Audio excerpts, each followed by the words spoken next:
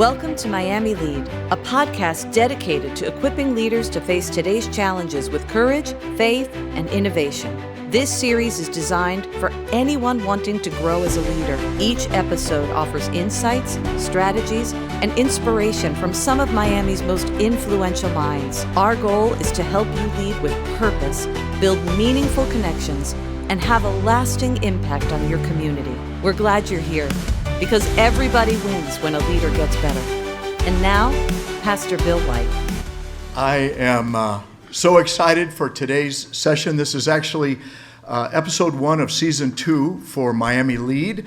And our focus in Miami Lead is a special lunch and learn that's live, but the focus is a podcast that can live on in helping leaders rise to the next level in their personal life, their professional life, and their community impact. And so we're glad to welcome all who are joining us today for that, because at the heart of this is our belief that everybody wins when a leader gets better. And today our leader is a very special, celebrated leader within our Miami community. I remember us meeting, 12 years ago now, when you first came to Miami. And Tom Garfinkel serves as the Vice Chair, President, and CEO of the Miami Dolphins in the Hard Rock Stadium. He is also managing partner of Formula One, Miami Grand Prix, which Lisa and I have been privileged to experience that. It was amazing. But my goodness, since 2013, that's a hard one to... Life is flying by, yeah. Good grief. It's kind of crazy. We were talking earlier, I have 3 boys, and when my wife Allison and I first moved here, we came to Christ Journey, and we would check them in, and they get their little name badges, and we were here for Christmas Eve, and 2 of them are away at college now, but they were all back, and 2 of them are 6'2" now, and felt like I was standing in a forest. Yeah, it's kind of crazy. So, but I remember when they were not so big, but I'm so thankful that you're here with us today. And did you notice my wardrobe? I certainly did. Okay, I gotta represent. I have my red shirt on for Mrs. White, who's a Chiefs fan. So wanted to represent my friends at the Chiefs. I got home last Mrs. night. White. There was a box from Amazon that came from a deacon of our church, and I opened it up, and this was the note that came with the gift, which I'm assuming was the wardrobe for today. The 2 words that are in every fan's playbook. Next year. Yeah. Next year. And we're not just holding up for next year. We're undefeated right now, which is great. It's a great thing. Tom, thank you so much for being with us today. I'm curious, perhaps others are too. We know something about, I'd like for you to bring us into your work a little bit. Mm-hmm. This is a leadership podcast, and so we're trying to look for takeaways that can help each of us take our leadership to the next level. If it's simply about leading your personal life or leading your business life or leading your team life, whatever the case may be. So I think most of us probably think we know what football is, and we know what coaches and players do, but what does a president and CEO of the Miami Dolphins do? Well, that's a great question. I try to explain it to people by saying, often in these positions, I make 100 decisions a day, right? Mm-hmm. And those decisions affect the culture of the organization and things that we do short and long term, and try to lead the people. So the most important decisions are who we hire and the people that we have in the organization. I have a bit of a operating model that starts with people, and then there's a list of qualities and attributes that we look for in people, and then process, and there's specifics of the types of processes we try to run. And I believe if you get the right people and you get the right process in place, that the results come. And so we try not to focus on the results, we focus on the people and the process, and then the results come. From a football standpoint, Chris Greer and Mike McDaniel run our football operations and report to Steve and do a great job. And so I'm just there to support them. But around all of the business activities, we've grown quite a bit over the last decade in the things that we're doing, and just proud of the team that I work with. Great team of people. Well, some of the things that I discovered to that end was that congratulations are due for the success that you've had in the people department. Best employer by Front Office Sports in terms of places to work. Congratulations. Also, I think your alma mater, Colorado University, has honored you as an outstanding contributor, or Thank you.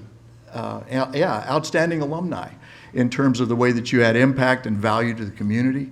So what we seek to do in Miami Lead is look for local success stories. It's one thing to succeed, but to do it in Miami, those who live here, work here, serve here, experience it, know that this is a different kind of experience. In the past decade that you've been here, maybe you could take us a little bit into how did you get here, and where did it begin?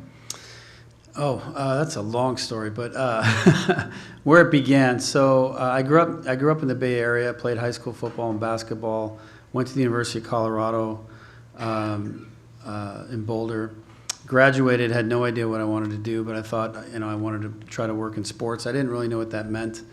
I fit everything I owned in my car and got in my car with a friend when I graduated. We drove to Chicago. I had never been there. Kind of slept on a friend's couch, got a job at a bar and restaurant, sort of checking IDs and bar backing, bringing the beer from the back to the front and all that kind of stuff. And a couple of months later, I got a place. I was making enough money to rent an apartment and with a couple friends. About a year into it, I went out to dinner with my father, who was in town, and he said, "How's the job search going?" And I said, "Well, I can't get anybody to even give me a job. I don't have any experience. It's hard to even get people to interview me." He said, "How are things going at the restaurant?" I said, "It's going fine. I got a place with some friends." And he said, "Well, is there anything you do differently if you ran the place?" I said, "Well, yeah, I had all kinds of ideas. I do this, I change this. They're missing an opportunity here." He said, "Well, those are really good ideas. Why don't you share those ideas with the owner?" I said, "Well, I don't know. I don't work in the restaurant business forever. I want to work in sports." He said, "It doesn't matter as long as you're learning and growing. That's all that really matters." And so I thought about it. I went back the next day and presented my ideas. And a couple years later, now I was running 3 bars, restaurants. I was hiring and firing people and doing marketing and doing all kinds of things. That led to a job at Miller Brewing Company in the Southeast, which there was I got promoted there a couple times, kind of running marketing for 3 states. The Carolina Panthers and NASCAR were part of that. Right. Then I went to Texaco. Opportunities presented themselves once I was learning and producing results, and so moved to New York. Was running sort of motorsport sponsorships for Texaco, and then was branding, and then went back to get my MBA at the University of Michigan. Then went to work in auto racing for Chip Ganassi Racing. Target was our biggest sponsor. And then went to the Diamondbacks, the Padres, and then here to the Dolphins. But short version of a much longer story, but I think the theme to it all was, and I tell young people about career advice, I never went somewhere because of geography, title, or money. It was always, where's the best opportunity to learn, and where's the best opportunity to produce results?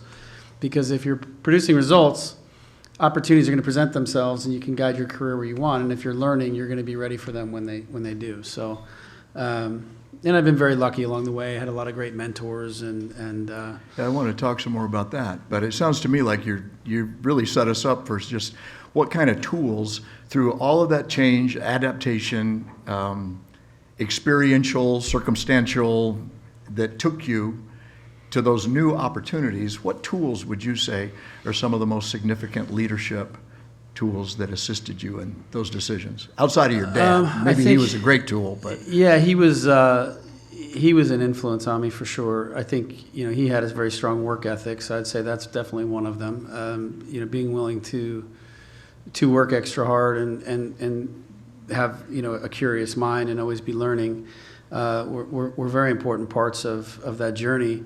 But I think thinking differently too, not being afraid to kind of not just accept that the way something's being done is the best way or the right way to do it, and trying to challenge conventional wisdom, think critically, think a little differently, and then as a result, you can create extraordinary change and positive results as opposed to sort of incrementalization of results, and I think that ability to kind of try to see things differently was a really important part of that journey as well. Are there some leaders that you have sought to model after or learn from or emulate that do that stay current, but also kind of pulling forward into the new?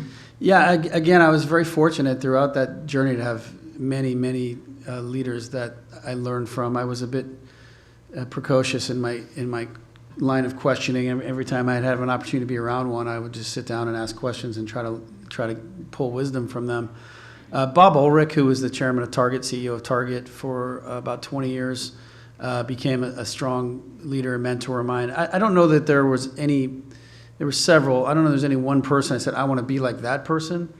I think, but you meet a lot of different people and you take different things away from them, and then you kind of try to form your own way to do it. So working with baseball and then coming to football, is there a connection there? Yeah, I grew up, I wanted to work in sports. I played football and basketball growing up. I liked baseball a lot growing up. I stopped playing when I was about 12 years old because I couldn't see the ball and hit it. I could pitch, but I couldn't hit a baseball. It was a lot easier to play quarterback because you just see these big things moving and throw the ball to them. But when you're trying to hit a baseball, you have to have exceptional eyesight, which I never have had. So, but my dad grew up loving baseball. He was a Brooklyn Dodgers fan in New York, and so I kind of grew up around baseball and really enjoyed baseball. And so having worked in auto racing is kind of where my career guided me, coming from North Carolina to Texaco and then to Ganassi Racing.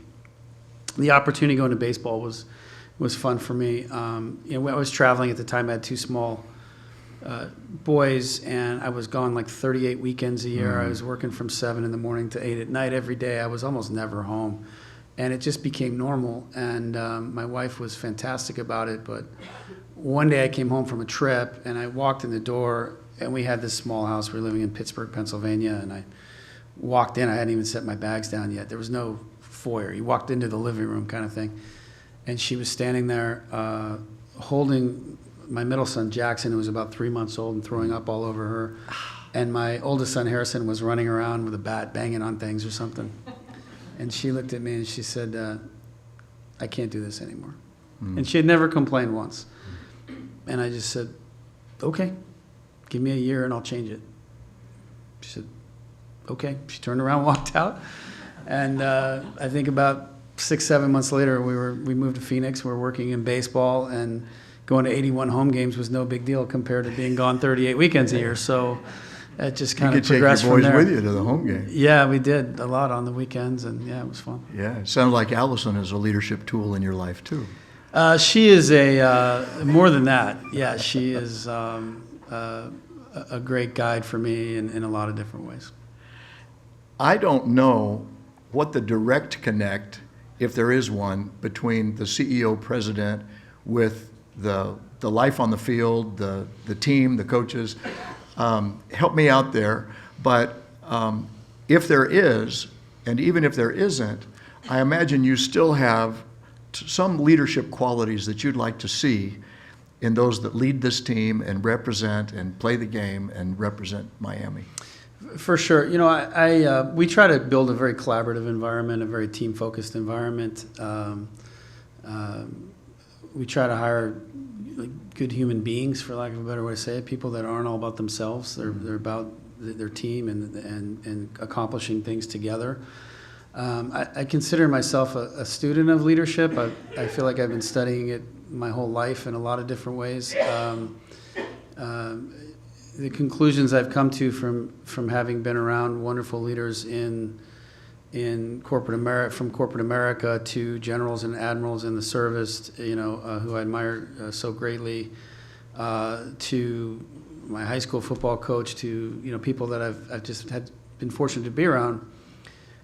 There's a lot of different theories on leadership. None of them are right, and necessarily more right than others. But mine, what I've learned is that it's really about, in no particular order, humility, courage, and judgment. And if I was going to oversimplify it, I think really great leaders have the courage to make difficult decisions. Colin Powell's first rule of leadership was being responsible means sometimes making people angry. And if you're making some people angry, it means you're doing the responsible thing for the welfare of the group that you're leading. The humility part's important because, like Bob Ulrich at Target, for example, who I mentioned, there's a degree of conviction you have to have that there's some ego involved in that. If you believe in your judgment and decision making, that you're convicted that this is right when everybody else thinks it's wrong, sometimes as a leader you have to do that. And the difference between sort of conviction and arrogance for me in that is that some people think they're right about everything, and some people are just convicted. They listen first, and then they're ready to make a decision and move forward. And that takes a lot of humility to understand what you don't know, to understand it's not about you.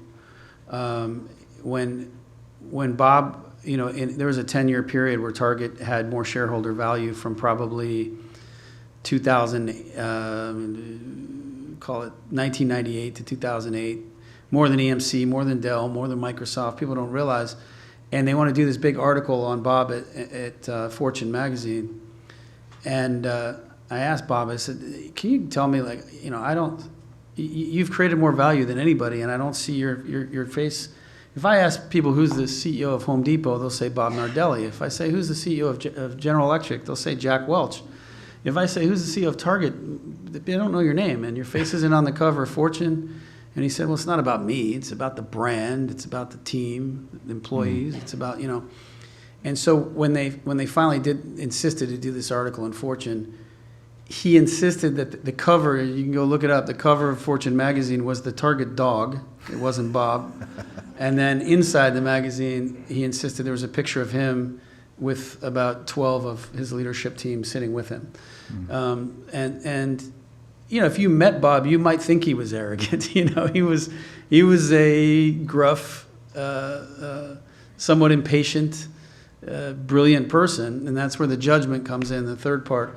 You've got to be able to make decisions and have the judgment to contextualize long-term, short-term, big picture, attention to detail, all the different implications and potential unintended consequences and all those things. You have to be decisive, and you have to have good judgment and be willing to make decisions knowing that nobody bats 1,000, and accept your mistakes and learn from them and move forward. The greatest leadership lesson actually I've ever seen is if you haven't watched Band of Brothers on HBO, which was done in 2001, it's a miniseries about 10 episodes long based on a Stephen Ambrose book about the 101st Airborne Division in World War II who landed on D-Day in Normandy, and then basically their journey to Berchtesgaden in Germany. And the lessons are just every episode has another great leadership lesson. Yeah, powerful, hard to watch in some places. Yeah, definitely. But those men and women were incredible. Well, speaking of leading through the long haul and the challenge and the unexpected, when time and circumstance affect outcomes that you wished had happened, maybe haven't, or would have happened sooner but didn't, even the sharpest leaders find themselves being dulled at times. How do you keep your leadership sharp? Well, that's part of the humility and the learning part. I think understanding that, first of all, you never know everything. There's so much to know in this world and so much to learn that you can never think about. Like, I love music. I love all kinds of different kinds of music. There's so much music in the world that you could spend every day listening to a different song and never hear a catalog of all the music there is to learn. And knowledge is kind of like that as well. So, and you combine that with the fact that the world is changing around us all the time. In fact, changing at a pace that is the fastest pace in human history. If you think about, if you go back in time, in a time machine or something, to the year 1100, and then you go forward to the year 1400 or 1500 even, nothing really changed. I mean, there's different people on the planet. There's but weaponry, communication, transportation, life expectancy, medicine, For the most part, there weren't a lot of advancements for hundreds of years. And then in the 18th century, things really started advancing. In the 19th century, they started advancing further. In the 20th century, the pace of change started increasing rapidly with the Industrial Revolution. I mean, I'm not that old, but I don't think I am. I'm starting to feel that way. But when I graduated from college, there was no internet. People didn't use email. The only person who had a cell phone was Michael Jordan and Gordon Gekko. So you had to actually make plans. I try to explain to kids today, where are we going to meet up? Well, just text me. Well, no, you actually had to make a plan to meet up somewhere. You didn't have all your music that ever existed in the world in your pocket anytime you wanted to play a song. So all of these things, the pace of change is exponential now. It's not linear. Right. It's not 1, 2, 3, 4. It's crazy. 2, 4, 8, 16. And so adaptation, I think, is a really, really important quality. So that's how you seek to stay sharp, challenge. You're taking me back to your first answer, your first introduction. I read books. I talk to a lot of people. Yeah. I talk to a lot of young people in their 20s and learn from them probably more than I can share with them. I probably learn from them. The past decade, the season that you've been with the Dolphins now in this role has not been without controversy or challenge. Can you bring us into any challenge that you faced and learned from? There's so many. These jobs are fraught with difficulties and challenges to where when they happen now, you just kind of take them as they come. There's in 2003, when I was at Ganassi Racing, we had signed a young man named Tony Renna to drive in our race car. And to drive in a Ganassi Indy car at that time was like getting signed to play center field for the Yankees or something. His first time in our car at a test in Indianapolis, he was killed in turn 3. Mm. And I had to call his mom and his fiance, and I often say, I haven't had a real crisis at work since. Well, I'm going to have to bring this thing to a close, but I don't want to conclude without saying, wow, $550 million privately funded renovation of the facility. That's a leadership feat that we don't have a time to go into right now, but I wanted to mention it. Steve Ross deserves the credit for that one, not me, but yes. Well, you've also been acknowledged for best work environment, trying to deal with infectious disease and control, and also with pollutant plastic, one-time use plastic, I think. So I think the contribution to the community that doesn't diminish the tax base but enhances the economy is something that people are grateful for. And what I know about you and our relationship, I just want to thank God for the character that you have brought into this role. In so many ways, it's challenging in ways I don't fully know, but now I'm going to be knowing how to pray better when I think about you, Tom. Well, thank you for your prayers, and I'm most proud of the people that I work with and what they do and the things that they've gone on to do as they've grown in their careers. And my faith is a big part of it. And we always ask the question, is there a way that your faith intersects and your spiritual life shows up in facing the work that you do, the leadership? I think it's the faith in for me, it's like Philippians 4:6 is do not be anxious about anything, and present your requests to God. Basically, it's sort of I pray every night. I pray every night for my family to thank God and thank Him for keeping us happy, healthy, safe, and together. That's sort of my prayer. And we pray, at the dinner table every night with the family. And my boys have adopted that prayer. But it's in moments of stress and strife and difficulty, remembering to not be anxious and not be afraid, and just put your trust in God, and it guides you to the right place. And that's been a big part of this whole journey. Dear Lord, keep us happy, healthy, safe, and together. That's not a bad leadership prayer to take from this place, is it? Thank you so much, Tom. Thank you for being with us today. Thanks for having me, Bill. Thanks for listening to this episode of Miami Lead. Colossians 3:23 says, "Do everything as for the Lord."